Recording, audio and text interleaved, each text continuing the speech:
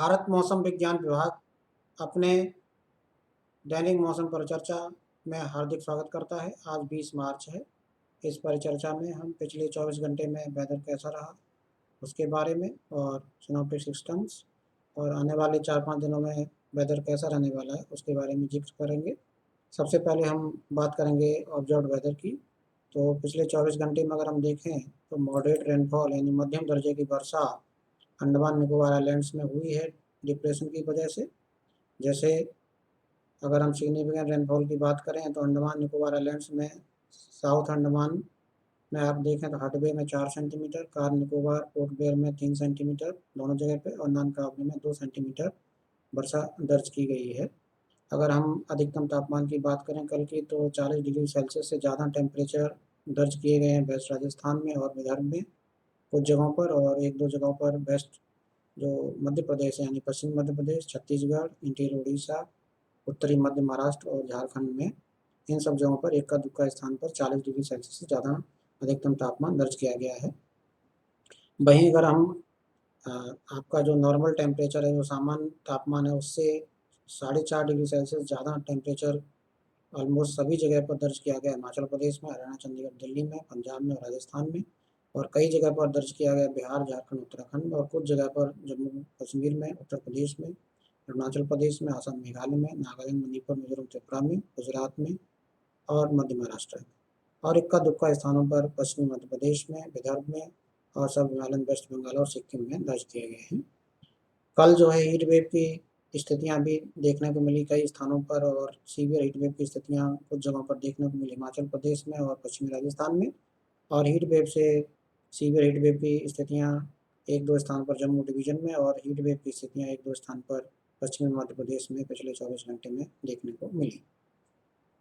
तो ये आपका पिछले 24 घंटे का वेदर है। अगर हम हाईलाइट की बात करें तो जो कल का जो सुचिन्हित लो प्रेशर एरिया था, निम्न दबाव का क्षेत्र जो था, वो आज सुबह 5:30 बजे डिप्रेशन में परिणत हो गया और अभी 8:30 बजे के आसपास डिप्रेशन में ही बना हुआ है south east Bay of Bengal और उसके आसपास का जो दक्षिणी अंडमान सी वहाँ के आसपास। और प्री साइक्लोन बात जो है इशू की गई है भारत मौसम विज्ञान विभाग के द्वारा अंडमान आइलैंड के लिए और उसके जो आसपास का जो समुद्री एरिया है वहाँ के लिए। तो ये मेन हाईलाइट है। और जहाँ तक हीट वेव का सवाल है तो कोई सिग्निफिकेंट हीट वेव आने वाले 4-5 दिनों में किसी भी भारत के किसी भी हिस्से में देखने को ना मिले ऐसा दिखाई देता है, सिवाय पश्चिमी मध्य प्रदेश में इक्का दुक्का स्थान में अगले 24 घंटे में देखने को मिल सकती है। यानी कि आज जो है हीट वेव की कंडीशन एक दो स्थान पर पश्चिमी मध्य प्रदेश के अलावा अगर हम देखें तो आने वाले 4-5 दिनों में हीट वेव की स्थितियाँ नहीं बनती दिखाई दे रही। तो ये जो सिस्टम है डिप्रेशन, इसके बारे में और अधिक जानकारी देंगे। कुल मिला के ये प्रेजेंटेशन दो हिस्सों में बांटा गया है, पहला इस सिस्टम से रिलेटेड और दूसरा हीट वेव और भारत के अन्य भागों के लिए जो वर्षा कैसे रही उसके बारे में। तो अब हम पहले ये सिस्टम के बारे में देख लेते हैं। तो सुबह अगर हम 8:30 बजे की बात करें तो ये सिस्टम डिप्रेशन के रूप में है अभी दक्षिण पूर्व बंगाल की खाड़ी में और उससे आसपास का जो दक्षिणी अंडमान सी उसके आसपास। अगर हम लोकेशन की बात करें तो 10.1 डिग्री नॉर्थ है और 92.6 डिग्री ईस्ट में बना हुआ है, जैसा कि यहाँ पर हमने गोला खींच के डिप्रेशन के रूप में दिखाया है।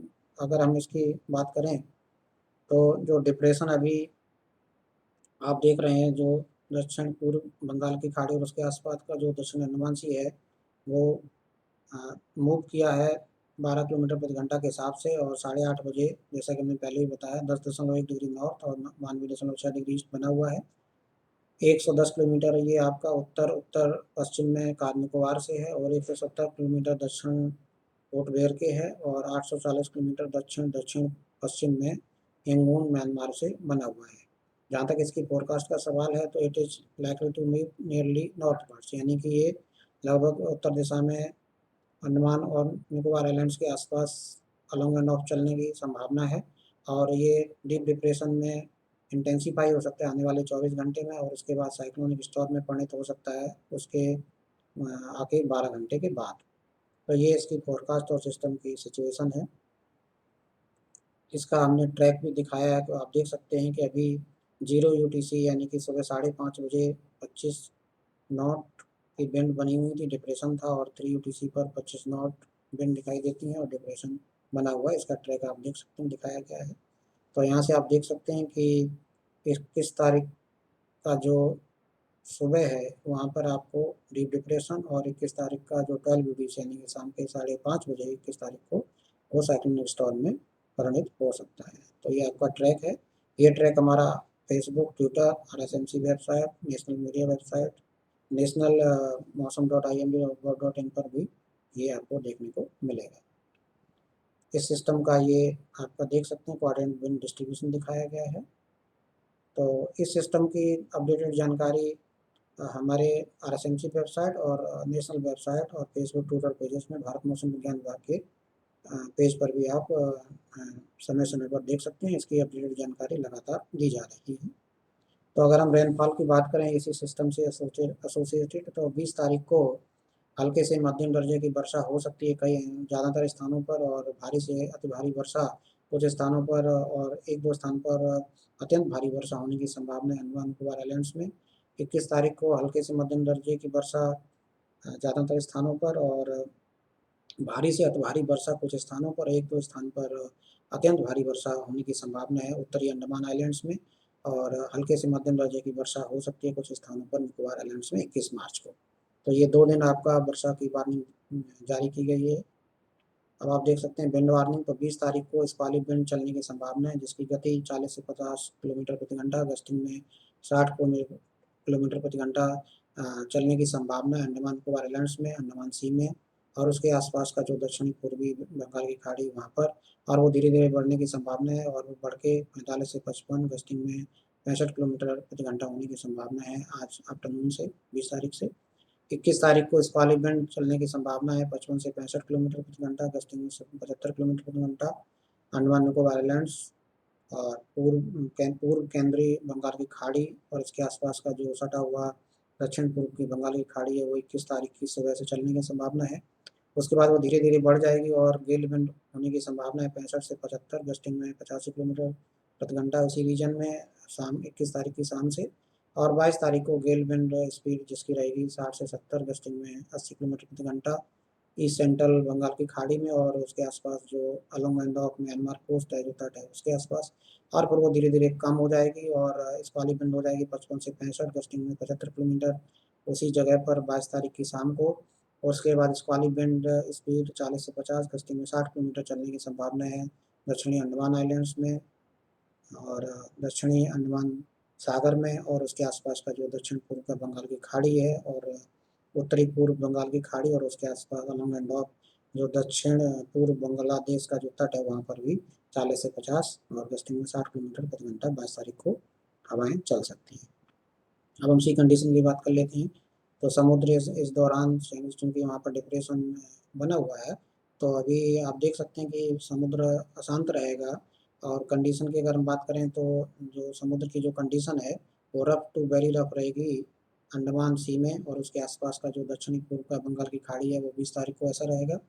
और अगर हम 21 तारीख की बात करें तो ये वेरी रफ से हाई होने की संभावना है अंडमान सी में, दक्षिण पूर्व और उससे सटा हुआ पूर्वी केंद्रीय बंगाल की खाड़ी जो है 21 तारीख को वहाँ पर।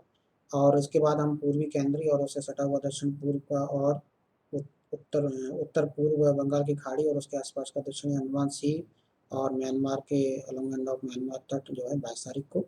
उसके बाद जो रफ से वेरी रफ हो जाएगी उत्तर पूर्व बंगाल की खाड़ी और उसके आसपास का जो दक्षिण पूर्व बांग्लादेश का तट है और वो भी आपका 22 तारीख को समुद्र वहाँ पर भी रफ टू वेरी रफ रहेगा। अगर हम ओवरऑल फिशरमैन वार्निंग की बात करें तो फिशरमैन को नहीं जाना चाहिए दक्षिण पूर्व बंगाल की खाड़ी में 20 से 21 मार्च को, अंडमान सी और उसके आसपास जो अंडमान निकोबार आइलैंड्स हैं उसमें 20 से 22 तारीख को, और जो ईस्ट सेंट्रल बंगाल की खाड़ी है उसमें 21 से 22 मार्च तक, और जो नॉर्थ ईस्ट बंगाल की खाड़ी है उसमें 22 तारीख को फिशरमैन को मछुआरों को नहीं जाना चाहिए। इसी क्रम में जैसा कि हमने पहले बताया फिशरमैन को हमने ग्राफिक्स फॉर्मेट में दिखाया है। ये भी ग्राफिक्स हमारे RSMC वेबसाइट पर अवेलेबल है, आप वहाँ से भी इनको समय समय पे देख सकते हैं। तो आप देख सकते हैं आने वाले 3 दिनों के लिए जो हमने एरिया बताए वहाँ पर वार्निंग इशू की गई है। उसके बाद डे 4 और डे 5 में ये वार्निंग फिशरमैन के लिए हटा ली गई क्योंकि ये सिस्टम उसके बाद डिसिपेट होने की संभावना है। अब हम बात कर लेते हैं अंडमान और निकोबार आइलैंड्स में जो इम्पैक्ट एक्सपेक्टेड है वो। तो इसमें हमने बोल रहा है कि जो जो पेड़ हैं उनकी ब्रांचेस टूटने का संभावना है। छोटे छोटे पेड़ जो हैं वो उखड़ सकते हैं। इसके अलावा पावर केबल्स और जो कम्युनिकेशन लाइन्स है उसमें पार्शियल डिस्ट्रक्शन हो सकता है। और जो लोकलाइज्ड फ्लडिंग हो सकती है वाटर लो लाइंग एरियाज में हो सकती है। उसके अलावा भारी वर्षा के टाइम पर विजिबिलिटी कम हो सकती है। और वाटर लोगों की वजह से सड़कों पर आपका ट्रैफिक डिस्टर्ब हो सकता है, डिसरप्ट हो सकता है। उसकी वजह से ट्रैवल टाइम बढ़ सकता है। मराइन और टूरिस्ट एक्टिविटीज़ पर जो अलॉन्ग द कोस्ट होती है तट के आसपास उसको प्रभावित हो सकता है। कच्चे रोड्स जो है डैमेज हो सकते हैं। इसके अलावा जो वर्नेबल स्ट्रक्चर्स हैं उनमें थोड़ा सा डैमेज हो सकता है। इसके अलावा लैंडस्लाइड्स और मडस्लाइड्स जो लोकली हो सकते हैं। इसके अलावा जो हॉर्टिकल्चर और स्टैंडिंग क्रॉप्स हैं कुछ एरिया में उनमें भी स्क्वालिक विंड्स और इनंडेशन की वजह से हो सकते हैं। जहाँ तक सजेस्टेड का सवाल है तो फिशिंग और टूरिज्म एक्टिविटी को टोटली सस्पेंड कर देना चाहिए 20 से 22 मार्च के बीच में। और उन एरिया में नहीं जाना चाहिए जहाँ पर वाटर लॉगिंग होने की संभावना है। और जो वर्नेबल स्ट्रक्चर्स में उनको सेफ एरियाज में चले जाना चाहिए। इसके अलावा ऑफशोर एक्टिविटीज़ को रेगुलेट करना चाहिए, सस्पेंड करना चाहिए 20 से 22 मार्च के दौरान। इसके अलावा एयर ट्रैफिक को 20 और 21 मार्च के दौरान रेगुलेट करना चाहिए। ट्रैफिक कंजेशन के लिए और कहीं जाना है उसके पहले आपको देख लेना चाहिए। और इसके अलावा अगर कोई स्टेट गवर्नमेंट ने ट्रैफिक एडवाइजरीज इशू की हैं तो वो भी आपको ध्यान में देना चाहिए। अब हम बात कर लेते हैं मैक्सिमम टेम्परेचर की और हीट वेव की फोरकास्ट की। जैसा कि हमने पहले भी बताया है कि भारत में आने वाले 4-5 दिनों में कोई significant heat wave conditions develop होने की संभावना नहीं है, सिवाय आज जो है पश्चिमी मध्य प्रदेश में हीट वेव होने की संभावना है। और जहाँ तक मैक्सिमम टेम्परेचर की फोरकास्ट का सवाल है तो पूरे ही भारत में टेम्परेचर में कोई खास बदलाव होने की संभावना नहीं है आने वाले 4-5 दिनों में, सिवाय 2 से 3 डिग्री सेल्सियस मैक्सिमम टेम्परेचर गिर सकता है उत्तर पश्चिम भारत में आने वाले 2 दिनों में। और उसके बाद वो टेम्परेचर भी में बदलाव ज़्यादा खास होने की संभावना नहीं दिखती है। अब हम बात कर लेते हैं रेन फोरकास्ट। जैसा कि हमने बताया अंडमान निकोबार आइलैंड्स के अलावा अगर कहीं पे देखें तो एक डब्ल्यूडी बना हुआ है जो सेंट्रल पाकिस्तान उसके आसपास साइक्लोनिक सर्कुलेशन के रूप में। तो उसकी वजह से आइसोलेटेड रेनफॉल और स्नोफॉल और थंडरस्टॉर्म लाइटनिंग एक्टिविटी हो सकती हैं जम्मू कश्मीर, हिमाचल प्रदेश, उत्तराखंड में आज। और इसके अलावा पश्चिमी राजस्थान में स्ट्रॉन्ग सरफेस विंड जो सतही विंड्स होती हैं हवाएं वो चल सकती हैं, तेज हवाएं चल सकती हैं 25 से 35 किलोमीटर प्रति घंटा के आसपास। इसके अलावा अगर हम देखें तो हल्के दर्जे की वर्षा जो है हो सकती है थंडरस्टॉर्म लाइटनिंग के साथ केरला, माहे, तमिलनाडु, पुडुचेरी, करैकल, रायलसीमा, कोस्टल आंध्र प्रदेश और कर्नाटका में आने वाले 4-5 दिनों में। और इसके अलावा हल्के से मध्यम दर्जे की वर्षा हो सकती है थंडर लाइटनिंग के साथ जो पूर्वोत्तर राज्य हमारे अरुणाचल प्रदेश, असम, मेघालय, नागालैंड, मणिपुर, मिजोरम, त्रिपुरा उनमें आने वाले 4-5 दिनों में बने रहने की संभावना है।